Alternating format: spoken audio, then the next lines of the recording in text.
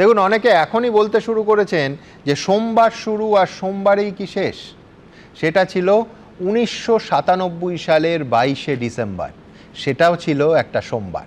কংগ্রেস থেকে বহিষ্কৃত হওয়ার পর নতুন দল তৈরির ঘোষণা করেছিলেন মমতা বন্দ্যোপাধ্যায়। আর আজও একটা সোমবার, বলা ভালো ঘটনাবহুল সোমবার। আর এই সোমবারে পরিষদীয় দলের পর ভাঙন ধরল তৃণমূলের সংসদীয় দলেও। মমতা এবং অভিষেক দুজনেই যখন দিল্লিতে বসে, তখন কার্যত তাদের চোখের সামনেই মমতা এবং অভিষেক বন্দ্যোপাধ্যায়ের নিয়ন্ত্রণ থেকে বেরিয়ে কাকলি ঘোষ দস্তিদারের নেতৃত্বে আলাদা ব্লক তৈরি করে তৃণমূলের লোকসভার 20 জন সাংসদ এনডিএকে সমর্থনের কথা জানালেন। আর এদিনই রাজ্যসভা থেকে ইস্তফা দিলেন সুখেন্দু শেখর রায়। আর আবার বলছি, সবটাই হলো মমতা বন্দ্যোপাধ্যায় যখন দিল্লিতেই রয়েছেন তখন। তাৎপর্যপূর্ণভাবে এদিনই ভাঙন ধরল মমতা বন্দ্যোপাধ্যায়ের এক সময়ের কিচেন ক্যাবিনেটেও। বিধানসভায় আরও লম্বা এবং তারকাখচিত হলো বিদ্রোহী তৃণমূলের তালিকা। বিরোধী দলনেতা ঋতব্রত বন্দ্যোপাধ্যায়ের ঘরে গিয়ে তার সঙ্গে দীর্ঘক্ষণ বৈঠক করলেন ফিরহাদ হাকিম।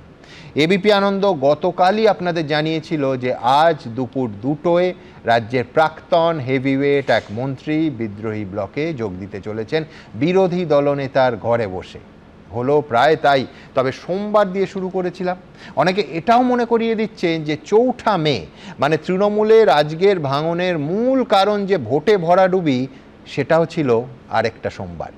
যাই হোক, আজকে আমার প্রথম বক্তা বিশ্বনাথ চক্রবর্তী। আমি অবশ্য ভাবছিলাম যে স্বপনদা বিজেপির প্রতিনিধি যে মিষ্টি খাওয়াবেন কৃষাণুকে। এই 240টা সাংসদের বাজারে এনডিএ সমর্থক অন্তত 20-22টা সাংসদ পেলেন স্বপনদারা। বিধানসভার পর লোকসভা, রাজ্যসভা, ববি হাকিমও বিদ্রোহী। আচ্ছা, তৃণমূলের হাতে শেষ পর্যন্ত বিশ্বনাথদা পেন্সিল ছাড়া কিছু থাকবে না? যে মমতা বন্দ্যোপাধ্যায়ের পায়ের ধুলো নেওয়ার জন্য বসে থাকতো এই সাংসদরা, এই বিধায়করা, এই কাউন্সিলররা, এই পঞ্চায়েত সদস্যরা আরও দূরে যেতে চাইছে। অভিকর্ষ বলের বাইরে চলে যেতে চাইছেন তারা। কেন যেতে চাইছেন? কারণ তারা কেউই মমতা বন্দ্যোপাধ্যায়, অভিষেক বন্দ্যোপাধ্যায়ের পাপের ভাগিদারিত্ব নিতে চাইছেন না। যে কোনো মূল্যে তারা চাইছেন যে মমতার ছায়ার থেকে যদি আমরা দূরে সরে থাকতে পারি, তাহলেই আমরা বাঁচতে পারবো। তাই আজকে চাচা আপন প্রাণ বাঁচা। দেখুন, একটা আদর্শহীন একটা দল তৈরি করেছিলেন মমতা বন্দ্যোপাধ্যায়। কেবলমাত্র ক্ষমতা এক মধ্য দিয়ে দলটাকে তিনি আটকে রেখেছিলেন।